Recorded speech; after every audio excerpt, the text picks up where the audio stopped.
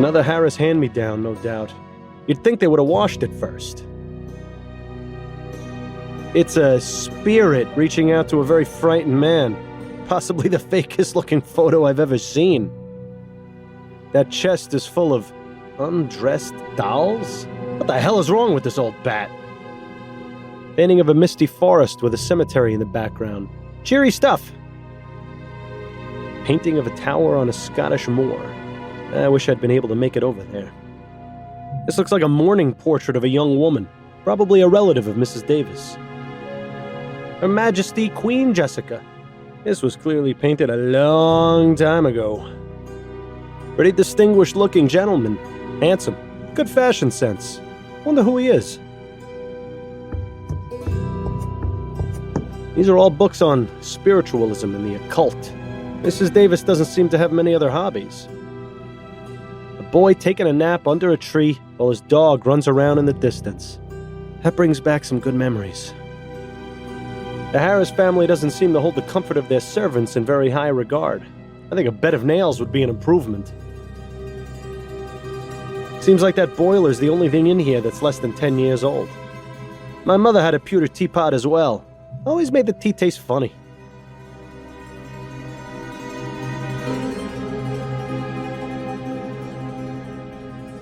I have some questions for you, Mrs. Davis. All right.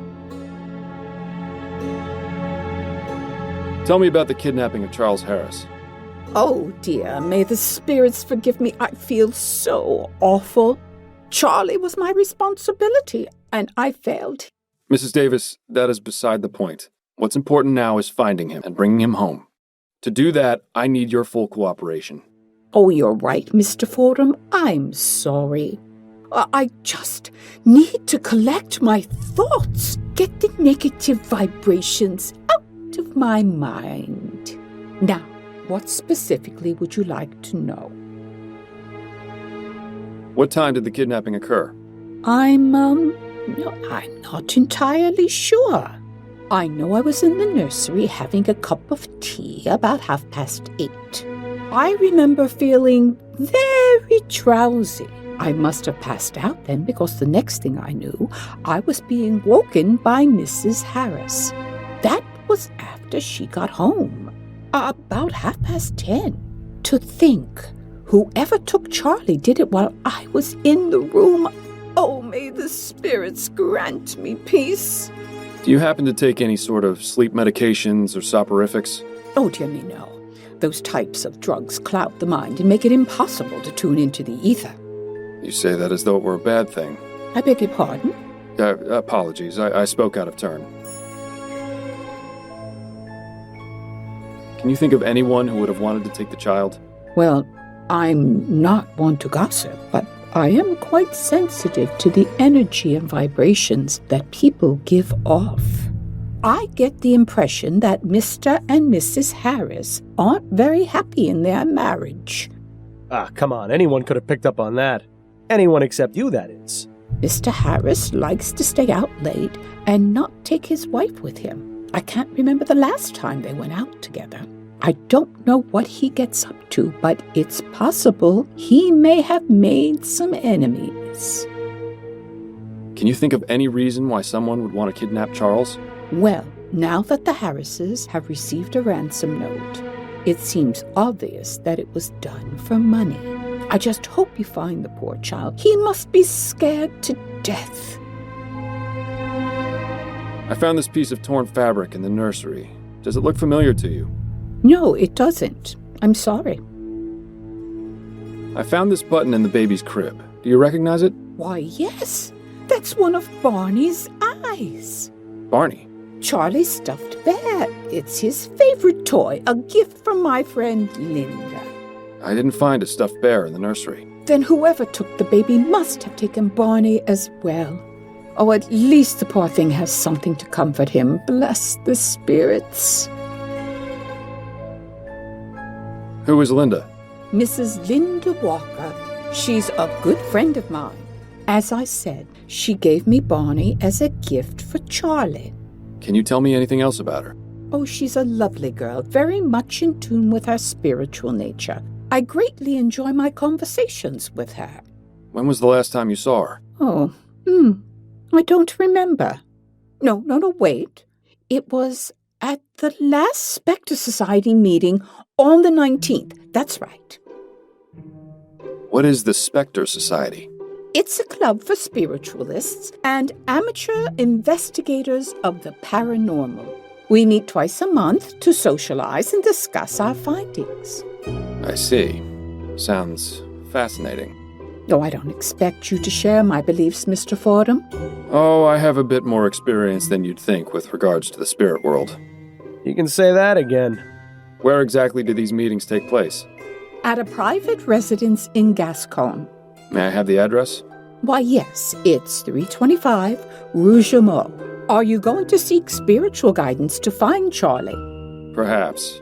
You never know what might be worth looking into. That's a lovely portrait. Who is it of? That is my late husband, Jonathan. He used to attend meetings of the Spectre Society with me, bless him. I tried to get him to be more in tune with the other side, but I think he was just humoring me. He was a good man. Everyone at the society cared for him very much. Do you have Linda Walker's address? No, I don't. I never visited her home. I get the feeling she doesn't like having visitors or being home very much. She prefers to meet people elsewhere. I was the same way after my husband died. It was embarrassing for my friends to see me living so differently. But I feel it's not just a matter of pride for dear Linda. I think there are lots of bad memories associated with where she lives. I try to stay away from places like that. They leave a mark on the soul, you know. I couldn't help but notice that chest full of dolls in the corner. Oh, that. Oh, I know it must look a bit strange, but I pick up old and broken dolls so they can be repaired and donated to orphanages. It's my way of giving back to the community and helping poor children who have nothing to play with. Well, what a kind soul. I wish she would find less creepy ways to express her altruism. How long have you worked as a nanny? Only a few years. I never had to work when I was married. My husband had a lot of money. Unfortunately, he was in great debt, and after the spirits took him back to the ether, I wasn't left with much. So I began working as a nanny to make ends meet. But I consider taking care of children a reward in its own right. Thank you for your time, Mrs. Davis. Oh, you're very welcome.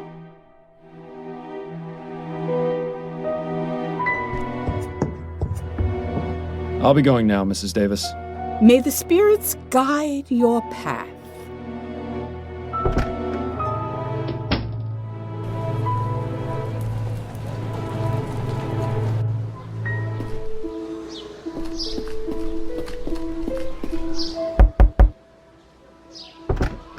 Yes? May I help you?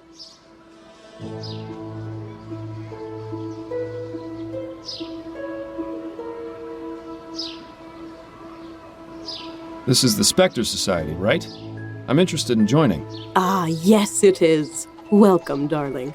Our membership process is a bit different to most social clubs. We require a sponsor. Sounds simple enough. Well, you see, we ask that sponsors be people who have passed on into the spirit world. Once you name your sponsor, I will attempt communication beyond the ether. When they answer, you will be judged and considered for membership.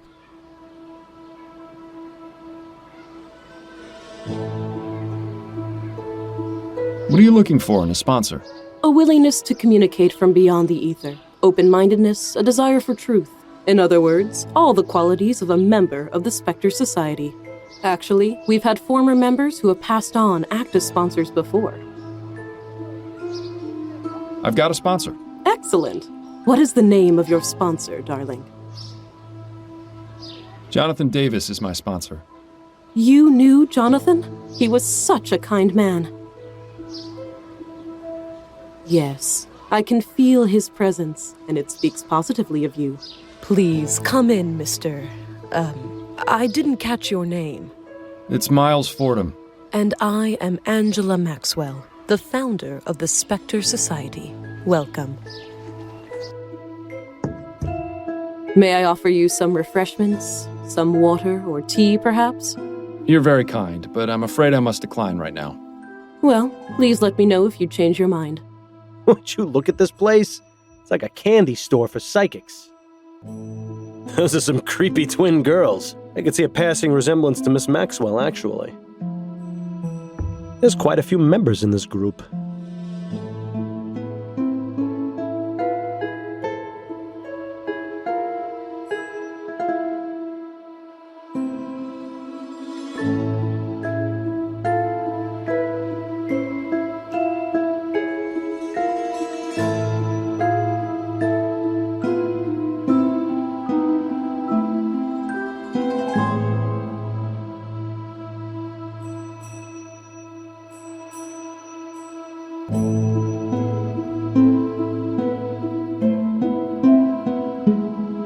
A great man once said to me, "Bill, you aren't going to get very far in life just staring at balls." He's dead now. But then again, so am I. What a fascinating device. Exactly what does it do? That is an etherometer. It's designed to pick up vibrations from the ether and translate messages from the spirits. I think I've seen one of these before. What does it do? It's a spirit board. We use it to contact spirits, and they in turn spell out a message with the letters on the board. Well, I've got a message for Miss Maxwell if she ever tries to use a spirit board around me.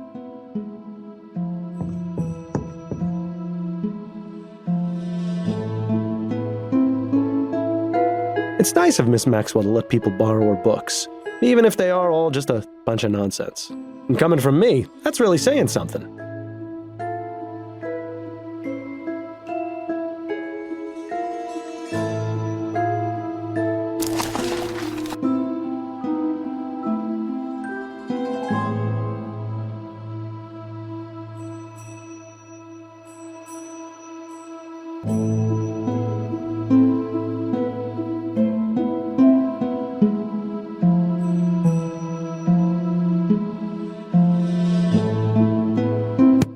Chicken bones and dust for bad luck in business, huh?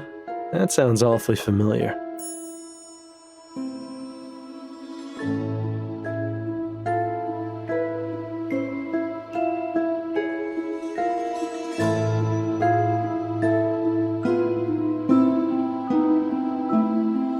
The plaque says Leonora Pattinson, seer. She looks like someone I would not want to fool around with.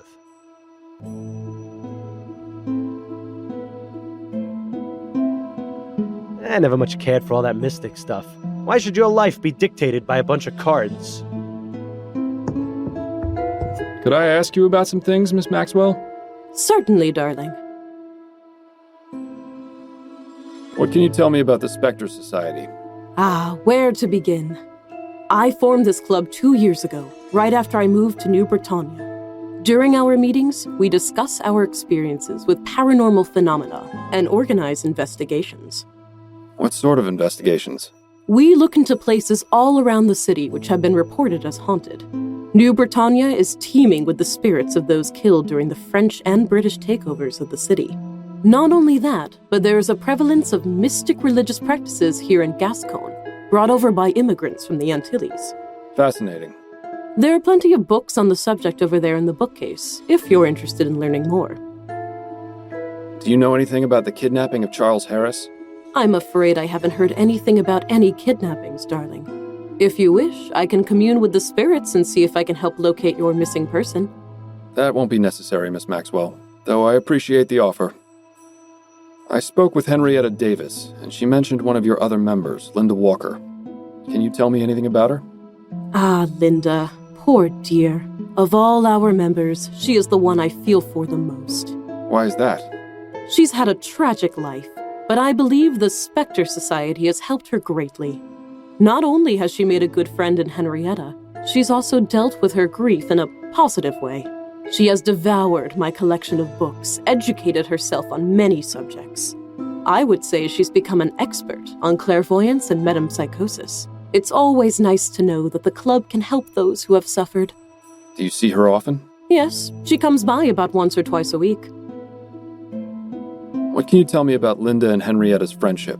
It's so lovely to see them together at the meetings. They're practically inseparable. It's quite sweet. They often leave messages for each other in the guest book. When Linda found out that Henrietta was taking care of an infant, she even gave her a toy bear for the child. I remember Linda lighting up with excitement when she asked about him. She really loves children.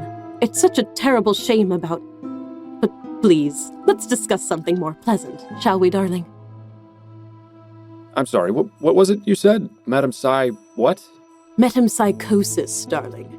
It's a philosophical term which comes from ancient Greece. It refers to the transmigration of the soul after death. Is that anything like reincarnation? Essentially, yes. There's a book on the subject over in the bookcase, which can tell you far more than I possibly could. What's this tragic story about Linda you mentioned? Oh, dear. I probably shouldn't say.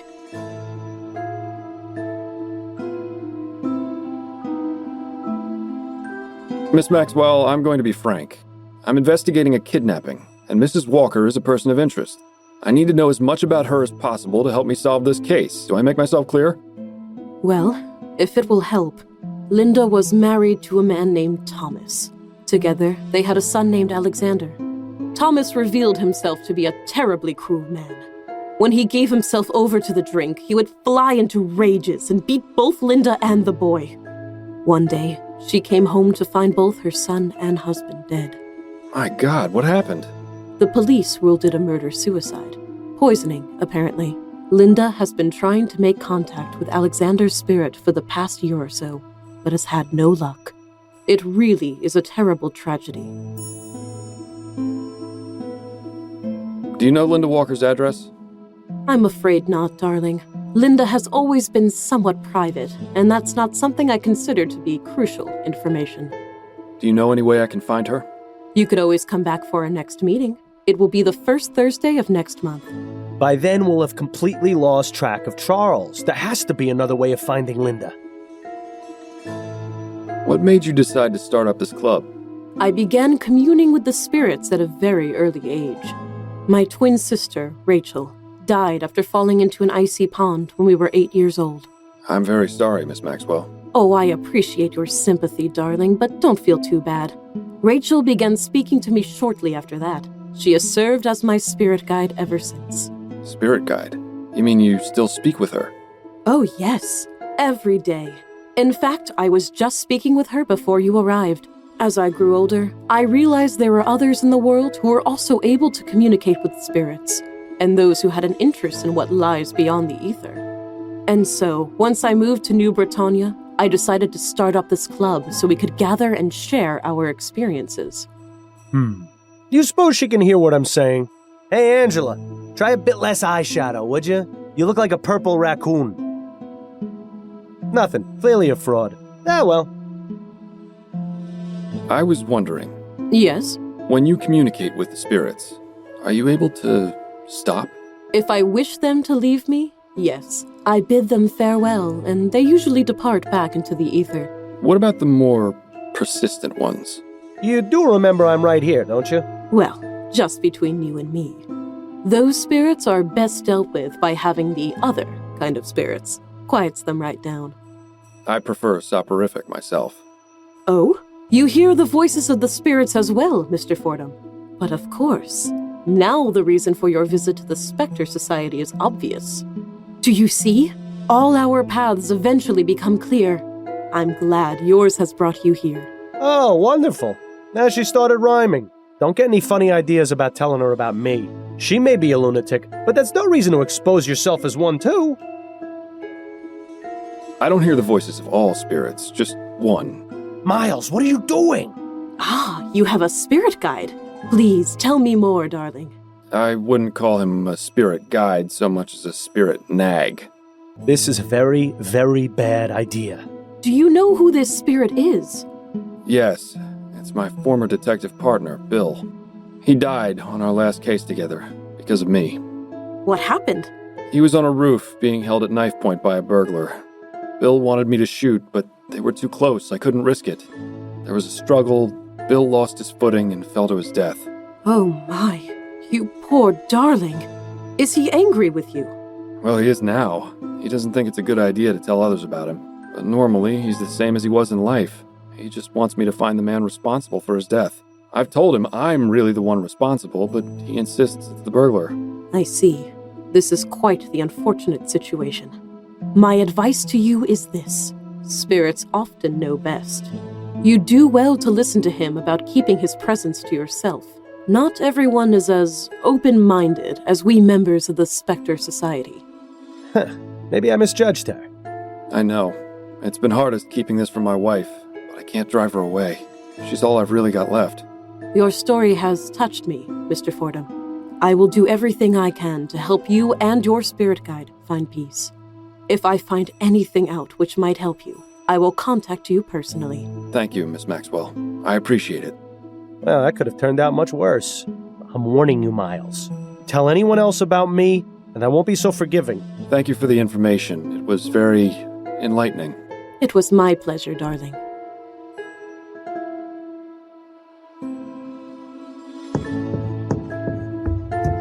I'll be going now.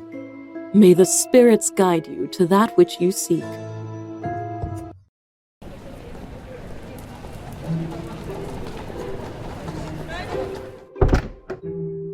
Hello again, Mr. Fordham. I have some questions for you, Mrs. Davis. All right. Mrs. Davis, have you ever had Linda visit you at the Harris Manor? Oh, no, of course not. Then would you care to explain your note to her in the Spectre Society guest book? Please, Mr. Fordham, I didn't mean to lie to you. It's just that it gets so lonely by myself in the house at night. So every now and then, I invite Linda to come over for tea and some company. I see. And when was the last time this happened? 2 nights ago. Please don't tell Mr. and Mrs. Harris, Mr. Fordham. If they found out what I was doing, they'd have me dismissed without a reference. I won't, but I'd very much like to speak with Mrs. Walker. Do you have any idea where I can find her? All I know is that she works as a seamstress at a shop in Lyon, but I don't know the name. I'm sorry, I can't be of any more help than that. Thank you for your time, Mrs. Davis. Oh, you're very welcome.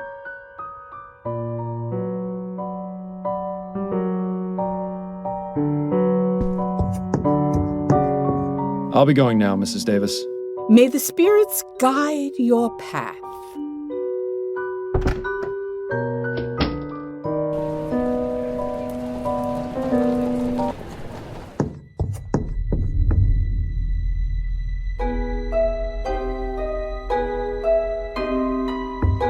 I'll let you know if I have any more questions, Mr. Harris.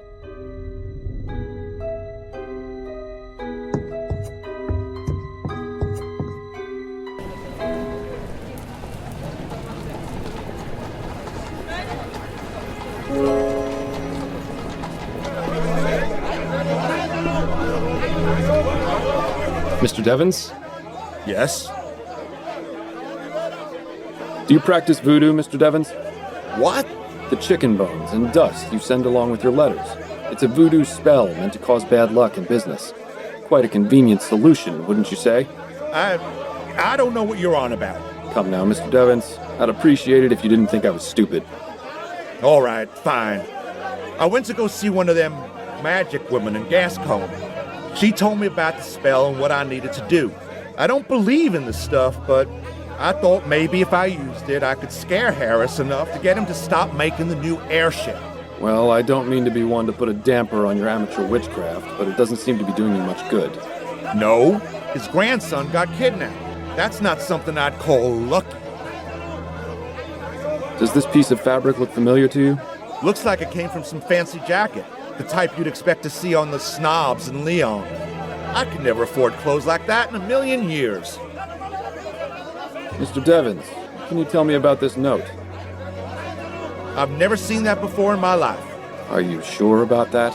Absolutely. It's as I told you. I had nothing to do with that boy's kidnapping. I didn't even know he existed until you told me. Remember? Yeah. And that note conveniently showed up right after you had that conversation. Let him stew in his own lies. His unique way of spelling is all the evidence we need to tie him to the note. Very well, Mr. Devins. Forget I asked. Good day to you, Mr. Devins. You too, Mr. Fordham. This Arthur Devins joker is bad news. Not only is he making threats to the Harris family, he also has the nerve to send a ransom note. We have enough evidence to pin the crime on him, I think. The police can deal with the headache of actually finding the baby.